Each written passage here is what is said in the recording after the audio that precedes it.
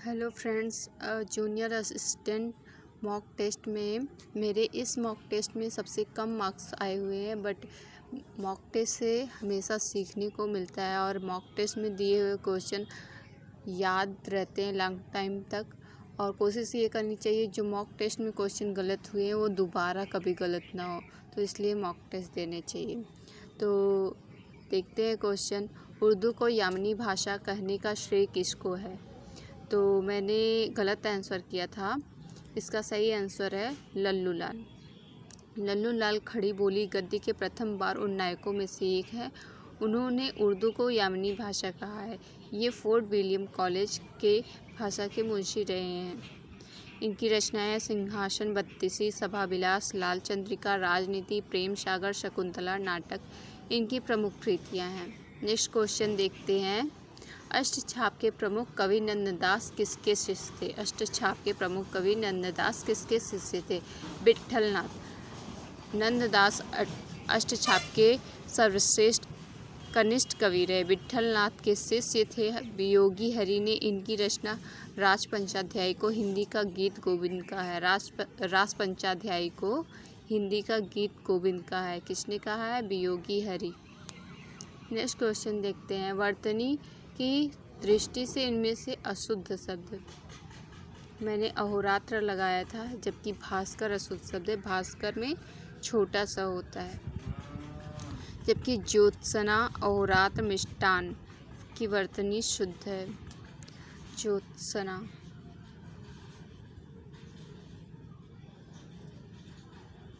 निम्नलिखित में से एक में करण कारक की विभक्ति का चिन्ह प्रयोग हुआ है। आंसर है इसमें लड़का दर्द के मारे छटपटाता रहा। यहाँ मारे को से कर सकते हैं। लड़का दर्द से छटपटाता रहा, तो यहाँ से है तो करण विभक्ति हो सकती है। कमला किस गण का उदाहरण है? यहाँ गण निकालने के लिए फार्मूला होता है यमाता राज सलगा, लेकिन जो मैंने निकाला था उसमें जगड़ आया था, लेकिन यहाँ पे सही है सगड़। यमाता राज सलगा। ज से जगड़ होगा, स से सलगा। सलगा से सगड़ हो सकता है, तो मेरे निकालने में कुछ गलती हो सकती है। Next question. एक की वर्तनी शुद्ध है। अनानास, ये वर्तनी शुद्ध है। याद रखिएगा अनानास कैसे लिखा जाता है। जो पुर्तगाली भाषा से आया और हिंदी में अपनाया गया है। जबकि अछोड़ी, अकस्मित, अकाल ये सब गलत है। विभावना अलंकार किसे कहते हैं? विभावना अलंकार की परिभाषा उस समय नहीं याद थी, तो इसका है सही जवाब बिना कारण के कार्य की सिद्धि, उसे विभावना अलंकार करते हैं। देवनागरी लिपि मूलतः क्या है? वर्णात्मक, चित्रात्मक, प्रतीकात्मक। इसमें सही जवाब दिया है अक्षरात्मक। ध्वन्यात्मक न होकर अक्षरात्मक लिपि मानी गई है, जो उच्चारण और लेखन में अद्भुत संतुलन का उदाहरण है। धर्म बुद्धि में समास है। ये क्वेश्चन पहले भी किया हुआ था, मेरा गलत हुआ था, फिर से गलत हुआ है, तो उसके लिए बार बार प्रैक्टिस की ज़रूरत होती है। तो सही इसमें है कर्मधारय समास। यानी धर्म की बुद्धि इसका विच्छेद में कर रही थी, जबकि धर्म को एक विषय मानकर धर्म विषयक बुद्धि अर्थात कर्मधारय समास माना गया है, जहाँ विशेषण और विशेष में संबंध हो। जैसे चरण कमल को चरण रूपी कमल यानी रूपक अलंकार मान लिया जाता है, लेकिन यहाँ कर्मधारय समास है। लाल मणि, लाल मणि को लाल मानते हैं, लेकिन यहाँ भी कर्मधारय समास होगा। मृग नयन, मृग जैसा नयन। मृजुदंड, मृजुदंड यानी कि रूपक अलंकार से मिलता जुलता कर्मधारय समास हो सकता है। तो वीडियो को पूरा देखिएगा एवरीवन। बड़े बड़ाई ना करे, बड़े न बोले, बोला रहीमन, हीरा कब कहे लाख टके का मोल। ये रचना पढ़ने से ही पता चल रहा है, इसको रहीमदास जी ने लिखा है। यहाँ पे बड़े शब्द का प्रयोग किस रूप में हुआ है पूछा गया है। बड़े बड़ाई ना करें, बड़े न बोलें। यहाँ पे बड़े शब्द संज्ञा के रूप में प्रयोग हुआ है। नेक्स्ट क्वेश्चन देखते हैं। अभी 30 क्वेश्चन हिंदी के हैं, उसको कंप्लीट करते हैं। क्रिया के उस रूपांतर को क्या कहते हैं जिसमें उसके कार्य व्यापार के समय और पूर्ण अपूर्ण अवस्था का बोध हो। तो ये क्वेश्चन समझने में गलती हुई थी, तो क्वेश्चन को बार बार पढ़ें और अच्छे से समझें। इसका सही जवाब है काल। काल को अपूर्ण अवस्था और पूर्ण अवस्था का बोध हो, उसे काल कहते हैं। क्रिया का रूपांतर। वाह कैसा नयनाभिराम दृश्य वाक्य का प्रकार है। तो ये क्वेश्चन भी मैंने बिना अच्छे से पढ़े दे दिया था, तो क्वेश्चन को अच्छे से ज़रूर पढ़ें। तो इसमें सही जवाब है विस्मयादिबोधक। हर्ष, शोक, घृणा, पीड़ा, प्रसन्नता आदि भाव प्रकट होता है। नेक्स्ट क्वेश्चन देखते हैं। रूपाभ के संपादक कौन है? पंत। पंत का अर्थ है सुमित्रा नंदन पंत। इसका प्रकाशन 1938 में प्रारंभ हुआ। रूपाभ मुख्यतः प्रगतिशील विचारधारा का ही पत्र था। नेक्स्ट क्वेश्चन देखते हैं। गद्यांश का क्वेश्चन है। गद्यांश को भी अच्छे से पढ़ना है। कोई भी टॉपिक इजी नहीं आएगा, क्वेश्चन हार्ड ही आएंगे, तो हमें प्रैक्टिस डेली करनी है। तो इसमें पहला क्वेश्चन था, महाकवि भूषण दरबारी कवि थे, उनके आश्रयदाता राजा का नाम क्या था? तो इसमें आंसर है शिवाजी। शिवाजी और छत्रसाल जैसे महान भावों के पवित्र चरित्रों का वर्णन करने की जितनी प्रशंसा की जाए थोड़ी है। शिवाजी ने एक जमींदार और बीजापुर धीस के नौकर के पुत्र होकर चक्रवर्ती राज्य की स्थापना करने की इच्छा की। भूषण के प्रमुख आश्रयदाता शिवाजी थे। कवि भूषण की पालकी में कंधा देकर छत्रसाल ने साहित्य के प्रति सत्ता के समर्पण का उदाहरण पेश किया था। नेक्स्ट क्वेश्चन देखते हैं। इसमें क्वेश्चन नहीं दिया था, तो मैंने ऐसे ही आंसर किया था। तो इसका क्वेश्चन था कि गद्यांश के शीर्षक क्या हो सकता है? तो इसमें शीर्षक होता है भूषण की बुद्धिमत्ता हो सकता है। पर्यायवाची की दृष्टि से एक वर्ग शुद्ध है।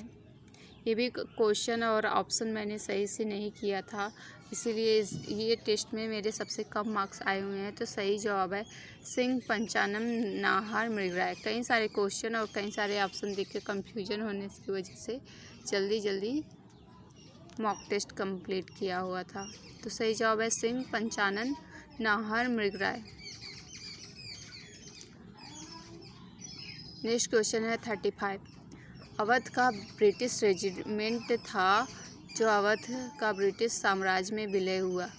तो उस समय रेजिमेंट में अवध कौन था? जेम्स आउटरम की रिपोर्ट पर अवध को कुशासन का आरोप लगाया गया था। कर्नल स्लीमैन के स्थान पर आउटरम को लखनऊ का रेजिडेंट बनाया गया था।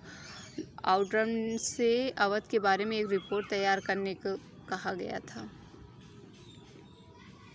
दल बदल विरोधी विधेयक पास हुआ था। ये क्वेश्चन मैंने बहुत जब यूपीपीसीएस एग्ज़ाम दे रहे थे तब कई सारे याद थे अच्छे से, बट काफ़ी टाइम की वजह से भूल गए थे। तो सही जवाब है इसमें दल बदल विरोधी विधेयक पास हुआ था राजीव गांधी के टाइम पर। दल बदल विरोधी कानून 1985 में राजीव गांधी के प्रतिनिधिमंडल में पास हुआ था। 52 कॉन्स्टिट्यूशन अमेंडमेंट। तो रिवीजन प्रैक्टिस बहुत ज़रूरी होती है। नेक्स्ट क्वेश्चन है किसी राज्य के राज्यपाल द्वारा जारी ऑर्डिनेंस अनुमोदन यानी अध्यादेश। तो ये क्वेश्चन भी भूल गया है। तो सही जवाब है राज्य की विधायिका द्वारा। अनुच्छेद ऑर्डिनेंस का अनुच्छेद है 213(2) के तहत राज्यपाल के द्वारा अध्यादेश का विधायिका के सत्र प्रारंभ होने से 6 सप्ताह की अवधि में विधायिका द्वारा अनुमोदन आवश्यक है। नेक्स्ट क्वेश्चन देखते हैं। भारत के संविधान के अंतर्गत प्रशासनिक अधिकरण का संबंध है। प्रशासनिक अधिकरण ये भी क्वेश्चन पड़ा हुआ था, भाग से रिलेटेड है। किस भाग में क्या है? भाग 14 क्या है? तो भाग 14 323 से ही शुरू होता है। तो 323A भाग 14 प्रशासनिक अधिकरण से संबंधित है। ये 42वें संशोधन अधिनियम 1976 द्वारा शामिल किया गया है। नेक्स्ट क्वेश्चन देखते हैं 42। ये भी मेरा इनकरेक्ट हुआ था। जब पढ़ रहे थे तो अच्छे से तैयार हुआ था प्रैक्टिस, और कई बार पढ़ने की वजह से भी नहीं याद रहता है, कन्फ्यूजन में रहता है। इसलिए मॉक टेस्ट डेली दें, बार बार दें। तो क्वेश्चन देखते हैं, कौन सा एक दजला और फरात के संगम पर स्थित है? दजला और फरात के संगम पर बसरा शहर स्थित है। बसरा पे तेल के कारखाने भी पाए जाते हैं। तो दजला और फरात के भूभाग को मेसोपोटामिया भी कहा जाता है। दजला को टिग्रिस नदी भी कहा जाता है, जबकि आबादान करबला का प्रमुख शहर है। जबकि मैंने बगदाद जो लगाया था ये इराक की राजधानी है। निम्नलिखित में से कौन सा बाघ आरक्षित क्षेत्र 2 राज्यों से विस्तृत है? कई सारे ऐसे नेशनल पार्क और टाइगर रिजर्व हैं जो कई राज्यों में फैले हुए हैं, तो कन्फ्यूजन इसमें भी रहती है, तो इसके लिए टेस्ट ज़रूर दें। तो इसमें सही जवाब है पेंच। पेंच 2 राज्यों में है, वो भी कौन कौन से हैं? एमपी और महाराष्ट्र में। और पेंच टाइगर रिजर्व की स्थापना 1977 में हुई है। आई होप कि वीडियो अच्छी लग रही होगी, तो लाइक ज़रूर करेंगे। जब किसी पिंड को चंद्रमा से पृथ्वी पर स्थानांतरित किया जाता है तो सही जवाब है पृथ्वी पर उसका भार बढ़ जाता है और मात्रा अपरिवर्तित रहती है। और इसके ऑप्शन ये है, भार घट जाता है, भार बढ़ जाता है, भार और मात्रा अपरिवर्तित रहती है। मैंने तो उस टाइम पे क्वेश्चन बड़ा था या फिर ऑप्शन बहुत ज़्यादा पढ़ना था, पढ़ने की वजह से जल्दी में टिक किया था और भी काम थे, तो बाद में रिवीजन करना था। मॉक टेस्ट देने के बाद उसको डिटेल में देखना होता है, फिर सर्च करना होता है, गूगल करना होता है, तो ये काम भी ज़रूरी होता है। निम्न संगठनों में कौन पूर्ण रूप से अप्रत्याशित नहीं है? सही जवाब है एक खिलाड़ी द्वारा फुटबॉल को किक करना पूर्ण रूप से अप्रत्याशित नहीं है। विटामिनों के बारे में कौन से कथन सही नहीं हैं? नहीं पूछा है, तो इसको अच्छे से पढ़ें, अच्छे से समझें। कुछ विटामिन आंतरिक और रात में पाए जाने सूक्ष्म जीवों द्वारा संश्लेषित होते हैं, हो सकता है। कुछ विटामिन हार्मोन्स की तरह काम करते हैं, हो सकता है, सही है। कुछ विटामिन, लेकिन मैंने उस टाइम पे गलत लगा तो गलत यही टिक किया था। कुछ विटामिन शरीर में जमा होते हैं, ये भी सही है। विटामिन के घुलनशील विटामिन है, ये अगर डायरेक्ट पूछा होता तो सबका सही हो जाता, लेकिन ऐसे पूछा है जिस तरीके से, तो मैं भी कई सारे लोगों का गलत हो गया हो, तो मेरा भी गलत है। विटामिन के वसा में घुलनशील विटामिन है, तो क्वेश्चन को बहुत अच्छे से अटेम्प्ट करना है। नेक्स्ट क्वेश्चन है, थैलेसीमिया एक वंशानुगत बीमारी है जो कि निम्नलिखित को प्रभावित करती है। खून को। थैलेसीमिया एक वंशानुगत बीमारी है जो रक्त की बीमारी होती है। इस रोग के होने से शरीर की हीमोग्लोबिन निर्माण प्रक्रिया में गड़बड़ी हो जाती है और रक्त क्षीणता बढ़ जाती है। अगर वीडियो बहुत धीरे लग रही हो तो आप वीडियो को स्पीड में देख सकते हैं। निम्नलिखित में से कौन सा लक्षण भारतीय अर्थव्यवस्था का नहीं है? तो नहीं पूछा है। धन की न्यून कार्य क्षमता, ये नहीं लगा सकते। पूंजी निर्माण की न्यून दर, प्रति व्यक्ति कम आय, ये भी नहीं है, लेकिन मैंने यही लगाया था। तो क्वेश्चन को अच्छे से समझना है। तो इसमें सही जवाब है प्राकृतिक संसाधनों की कमी। भारत में संसाधनों की कोई कमी नहीं है, तो यहाँ पे नहीं पूछा है, तो यही जवाब होगा। 2024 का नोबेल शांति पुरस्कार किस जापानी संगठन को दिया गया है? तो संगठन पूछा था तो मुझे याद नहीं था, तो रैंडमली लगाया था, लेकिन सही जवाब है निहोन हिदानक्यो। परमाणु बम बचे जापानी संगठन को 2024 का शांति नोबेल प्राइज़ मिला। यह समूह 1956 में अपनी स्थापना के बाद से ही वैश्विक आंदोलनों में महत्वपूर्ण भूमिका निभा रहा है। हाल ही में समुद्री परिवहन समीक्षा 2024 की रिपोर्ट किस संगठन ने जारी की? अंकटाड। समुद्री राष्ट्र व्यापार और विकास सम्मेलन ने समुद्री परिवहन, समुद्र से ही ज़्यादातर व्यापार होते हैं, तो इसकी रिपोर्ट याद कर लीजिएगा, अंकटाड ने जारी की है।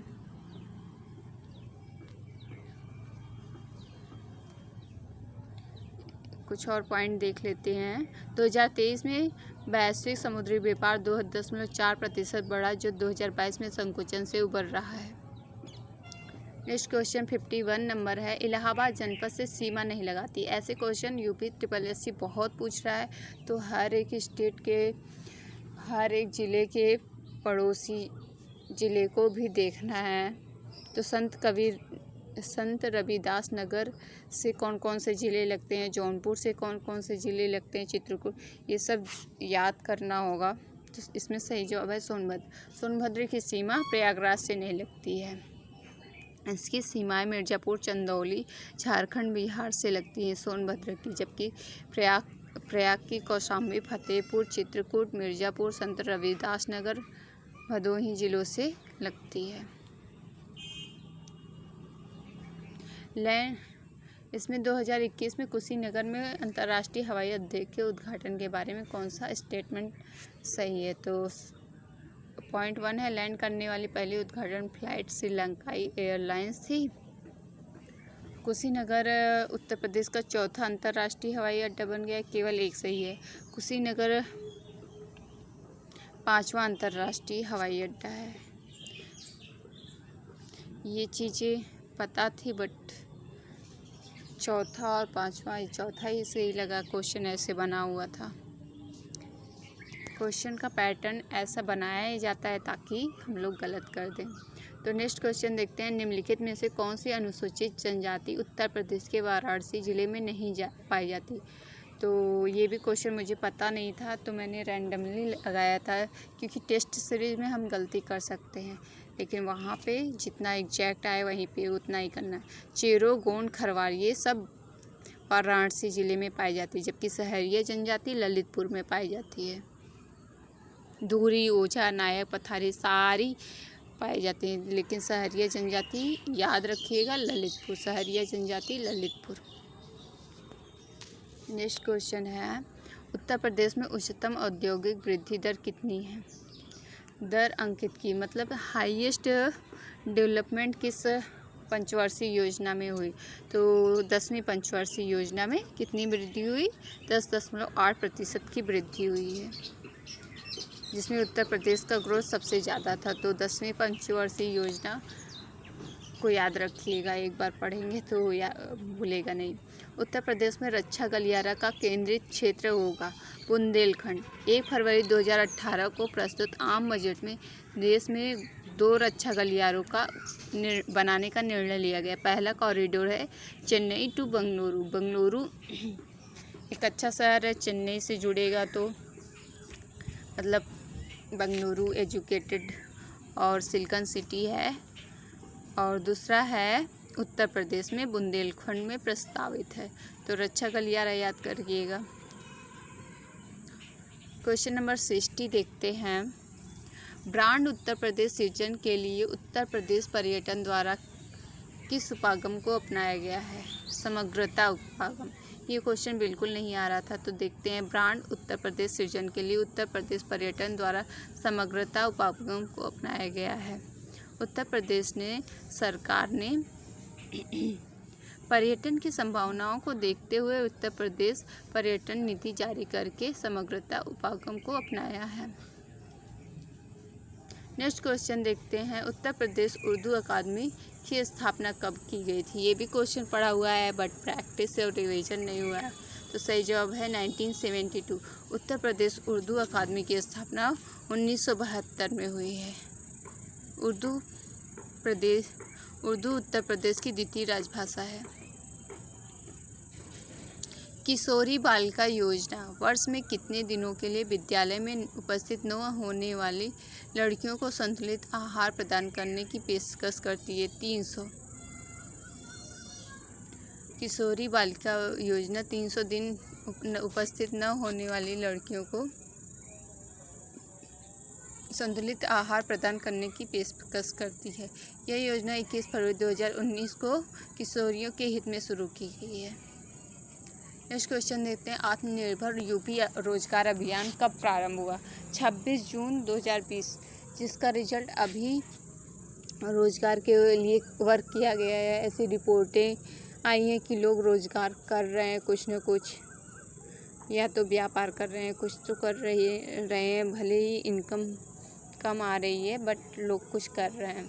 26 जून 2020 को प्रारंभ किया गया है। सही जवाब यही है। नेक्स्ट क्वेश्चन देखते हैं।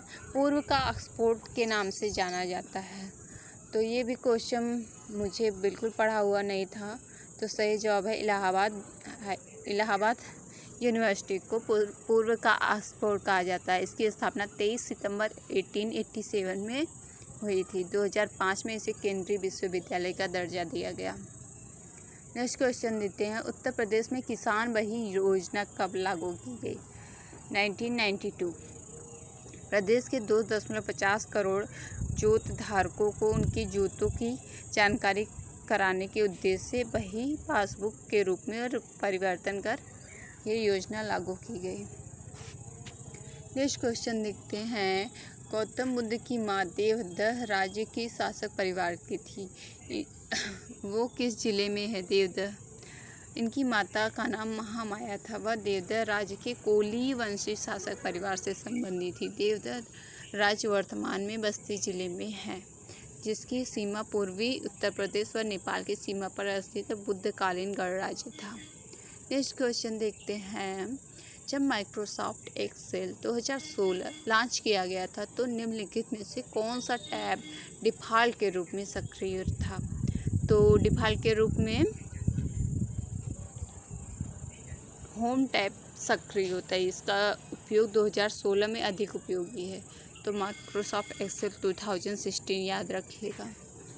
मेरे कंप्यूटर में मार्क्स बहुत कम आते हैं, तो कंप्यूटर जिसका प्रिपेयर हो अच्छे से तो कमेंट ज़रूर करेगा। निम्नलिखित में से कौन सा फ़ॉन्ट सेंसरशिप है? एरियल।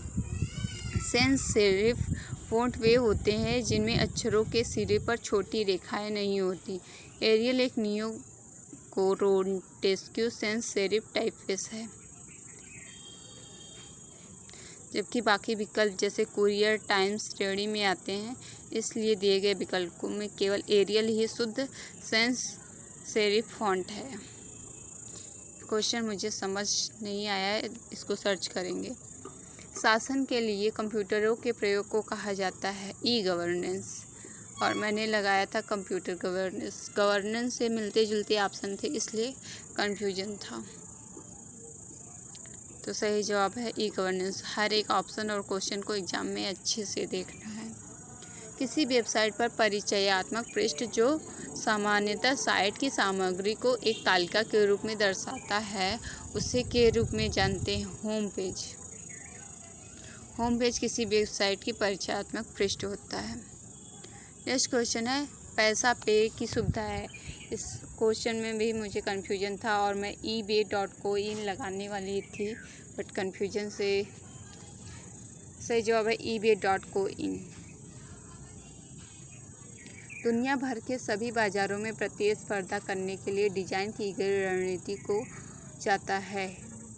तो डिज़ाइन की गई रणनीति को दायरा रणनीति कहा जाता है। यह उन उत्पादों और सेवाओं को संदर्भित करता है जिन्हें कंपनी एक विशिष्ट अवधि में पेश करने की योजना बना रही है।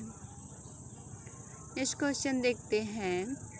लोग इंटरनेट पर किन उत्पादों को खरीदने में सबसे अधिक सहज महसूस करते हैं? पुस्तकें, पीसी, सीडी, उपरोक्त सभी। तो इसका सही जवाब है उपरोक्त सभी। इसमें भी कंफ्यूजन था, आल लगाऊं कि किस पे लगाऊं। तो ये नेक्स्ट क्वेश्चन बहुत ही इंटरेस्टिंग क्वेश्चन है, काफ़ी कंफ्यूज करेगा। सैनिक, युद्ध टैंक, किसान कैसे संबंधित है युद्ध टैंक से? जैसे सैनिक संबंधित है, तो पानी से, फसल से, भूमि से। इसका जवाब क्या हो सकता है? तो सही जवाब है ट्रैक्टर। एक विकल्प चुनें जो निश्चित तरीके से बाकी से अलग। CEG, ACE, IKM, QOQR। सही जवाब है कि सब में +2+2+2 किया गया है, जबकि OQR ये गलत है।